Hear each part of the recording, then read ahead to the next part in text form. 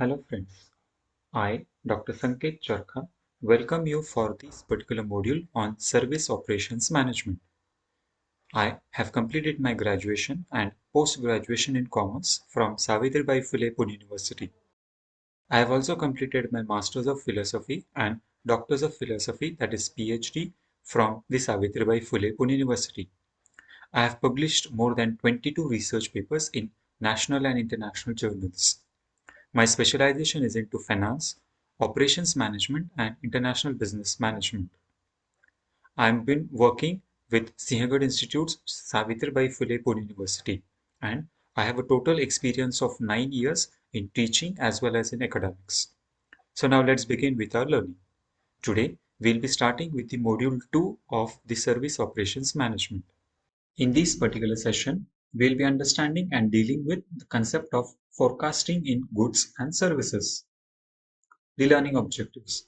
At the end of this particular session, the learners will be able to understand the importance of forecasting in goods and services, what are the various activities that have been undertaken for forecasting in goods and services, and describe the various activities or compliances under the forecasting. Now first let's understand what do we mean by forecasting in goods and services. Forecasting in goods and services means the basic terminology that we need to understand is forecasting means to look into future. Looking into future, it is a critical and a planning process to identify and estimate what will be the decision or what decision the company is going to take when we deal with the manufacturing of goods, services and activities. So, forecasting of demand along with the demand that will be arising over a future period of time is needed to be assessed in an advanced level.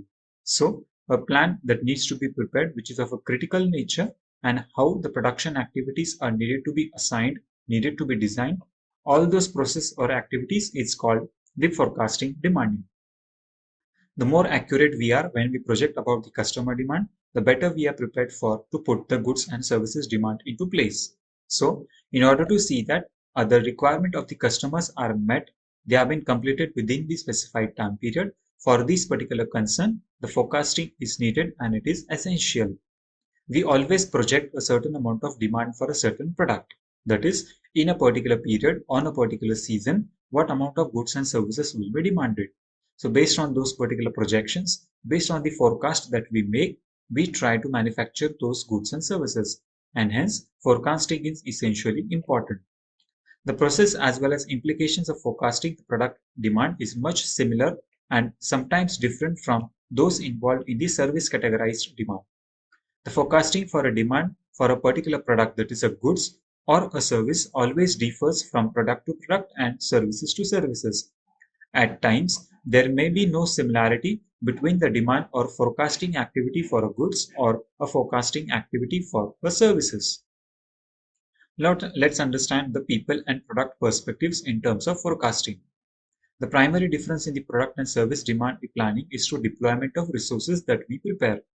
The requirement of resources with respect to the factors of production, that is, the land, labor, capital, enterprise, and resources are completely different that are required for a product and that are required for a process, that is, the services. And hence, for this particular concern, the involvement of a people or involvement of product as a composition or at a perspective is completely different from those perspectives. With the product demand into existence, our goal is to always achieve the target.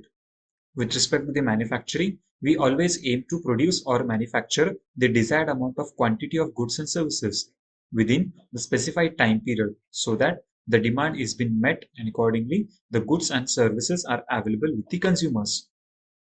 With respect to the services, the demand forecasting, the objective is to meet the necessary personnel or staff requirement in order to see that they deliver the quantity demanded of services in the specified time period. And hence, such companies wherein the quantity of demanded and quantity of services is differing, for those particular concern, it is completely different. That is, the forecasting of demand and forecasting of services, both the activities are completely different. Now let's understand what do we mean by bullwhip effect in forecasting of demands and services, goods and services. To provide and adopt with the most comprehensive, precise and appropriate strategy, one must plan for the various activities. And when those particular activities or the steps have been undertaken, the bullwhip effect is into existence. Number one, stock out. So what is the stock out position of the inventory? That is the availability of inventory into the organization, the usage of the inventory, and for what period it will be sustaining or surviving in the organization for the manufacturing process to be at an ongoing stage. The waste management strategies that have been employed or that have been used for seeing that there is a less amount of money or resources are being wasted. Observing the changes in the buying pattern. So whatever buying pattern are into existence, the buying pattern keeps on changing as per the demand for the product into the market. And hence, observation of the buying changes or the buying patterns of the consumer are essentially required to be monitored and treated to be seen.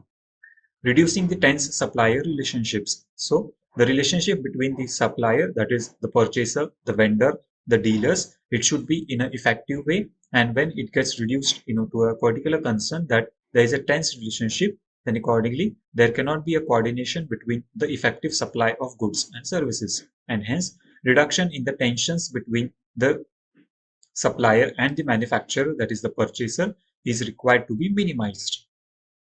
Now, what's the concept of value and non-value added costing in terms of the supply of goods and services and the forecasting? The value added cost.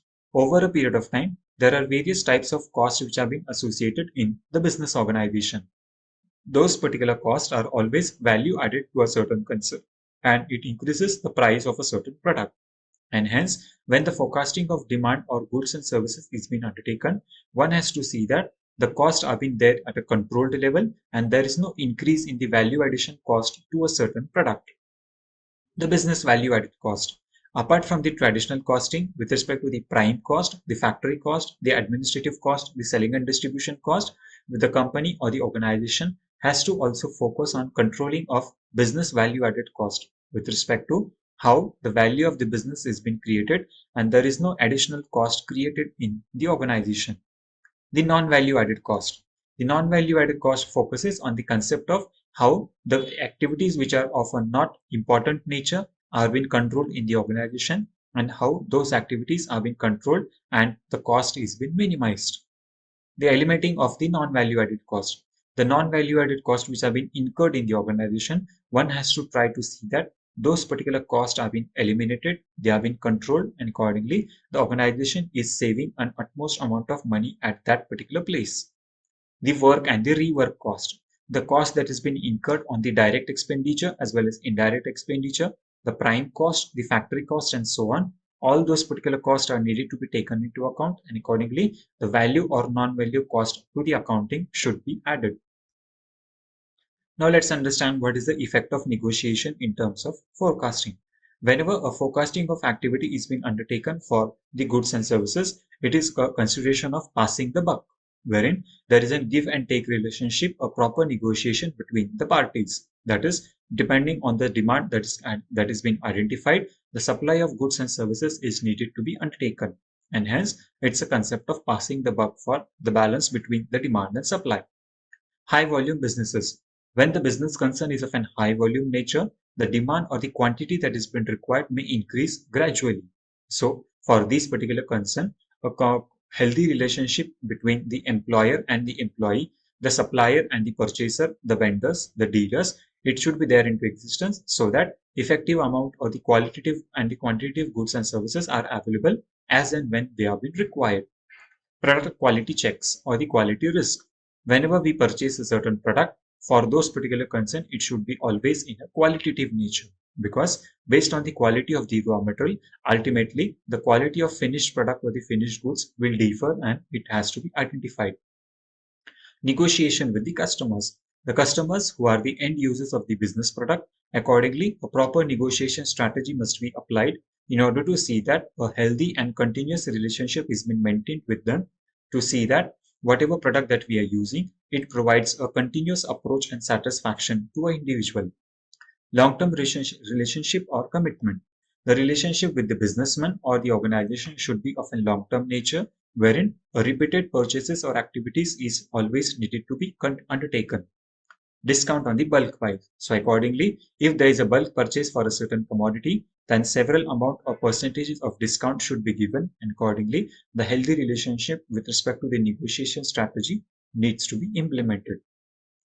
Now let's understand what is the role of inventory in the system of forecasting in goods and services.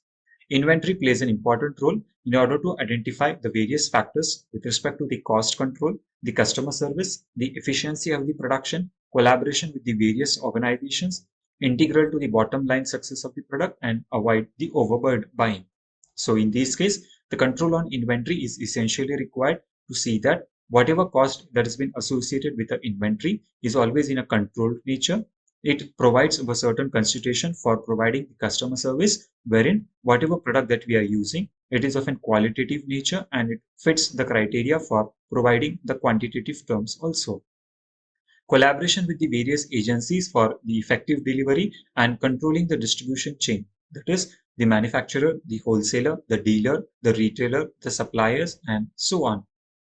The integral bottom line of the success of product is a particular concern, wherein we have to see that the bottom line always is in a controlled way, the raw material procurement is always effective, and the inventory strategies are also of a certain nature, which provides a better qualitative and feasible product to the manufacturing unit.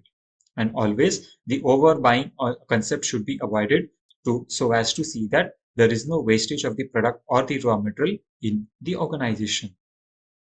To conclude, the common problems that occur in the retail supply chain management is related with the availability of raw material and goods and services. For those particular concerns, the forecasting activity needs to be undertaken in a very effective way.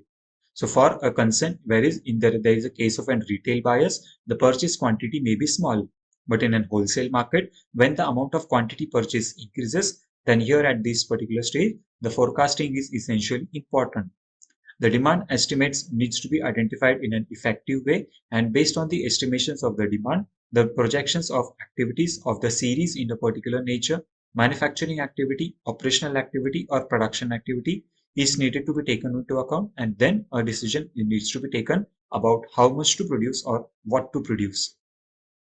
The various strategies with respect to the just-in-time, the material requirement planning, the Kaizen techniques, and so on for reduction of waste and effective utilization of the resources, quick production activity also is needed to be taken into account, and then the value-added cost or the non-value-added cost are trying to be reduced. And hence, from those applicability, the organization can conduct an effective procedure or certain techniques which will help to forecast the demand of goods and services in a very effective way.